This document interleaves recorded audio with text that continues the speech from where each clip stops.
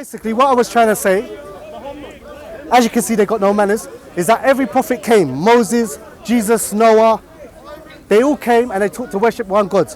They say the creator is the creator and the creation are the creation. And the creation don't become the creator and the creator doesn't become the creation. And if you look at them, yes, they all fell down on their face and praised like the Muslims do today.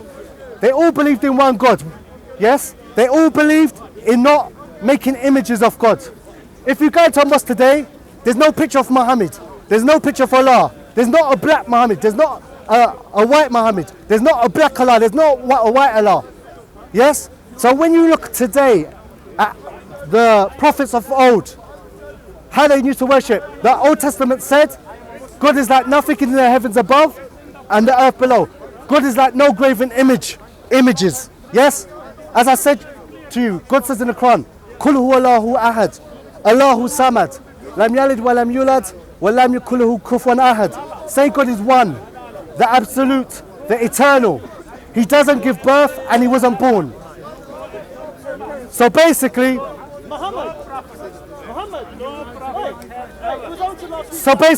yes. So basically, if you see, if you see the prophets, they believe in one God. They fall down on their face and pray. If you see them, they dressed in modest clothing. If you see Mary, she dresses like a Muslim woman. Go Edgware Road. And if you look at Christianity today, wallahi, I come from a Jamaican Christian family. Wallahi, the Muslims, we're not perfect. Yes, we have our mistakes, but when it comes to our religion, believing in God, we believe in one God. There's no pictures of our God in the mosque or in our books. Yes, when you go into the church, I swear by Allah, these people are not on the religion of Jesus. When you go, I remember when my cousin came to my house and he was a Muslim. He converted to Islam. I used to look at him and I used to look at my Christian family. Compare the prophets to the Muslims and compare the prophets to the Christians. When you go to church, what do you see? Big idols. Big idols with a big man on it. Didn't the Bible say, yes, that thou shalt have no graven images? Didn't God say in the Old Testament that God is like nothing in the heavens above or the earth below? In Islam, through the Quran, the whole Quran, God is one, God is one, God is one. God is not man, God is not woman, God is not statue. You go into the church today, big idol, pictures of saints, worshipping Jesus. Jesus is not God. He worshipped God. He prayed to God. God doesn't worship anyone. How can you worship someone who worships someone else? That's paganism. And if you look at the church, as you see Muslims, Moses fell down on his face and prayed. Abraham fell down on his face and prayed. Noah fell down on his face and prayed. You see us Muslims, when we go to pray, we fall down on our face and pray.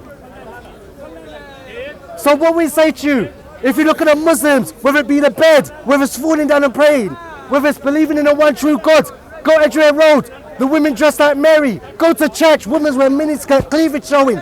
Do you really think that if Mary was alive today, she'd be walking around in stretched jeans, face full of makeup, miniskirt?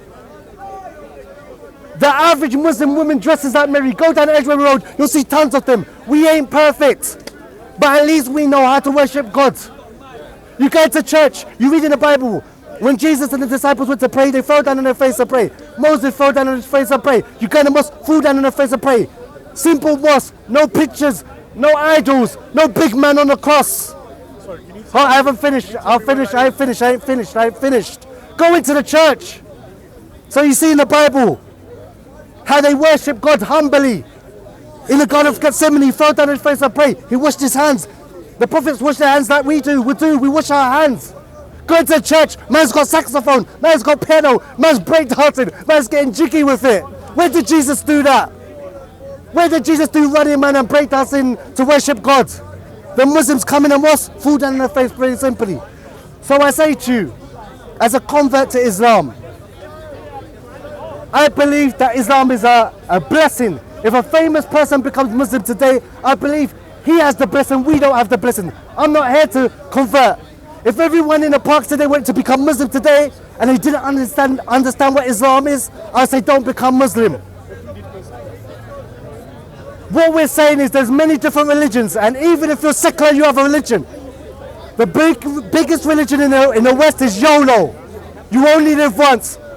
I follow the pop stars, the rappers, and the musicians. I smoke, I drink, I sleep with strangers.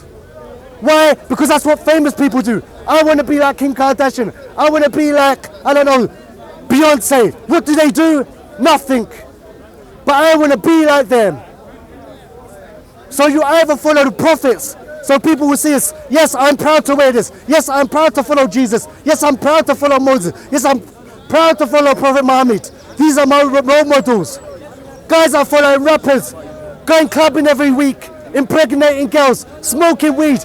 And when she gets pregnant, he runs away, move on to the next girl, the next girl, the next girl. Girls don't want to be known for their brains every day from 13, 14, 15 on Instagram, showing their bum, showing their chest, trying to look sexy. The aim is to look, the most important thing in life is to be sexy on Instagram.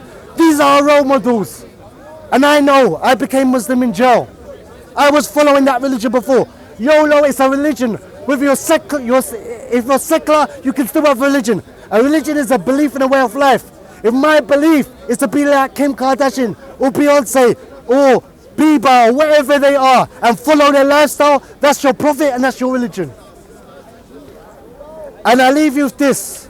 Everything has a purpose. This bike has a purpose. This phone has a purpose. Your socks has a purpose. Your glasses have a purpose. Ask yourself, what is your purpose?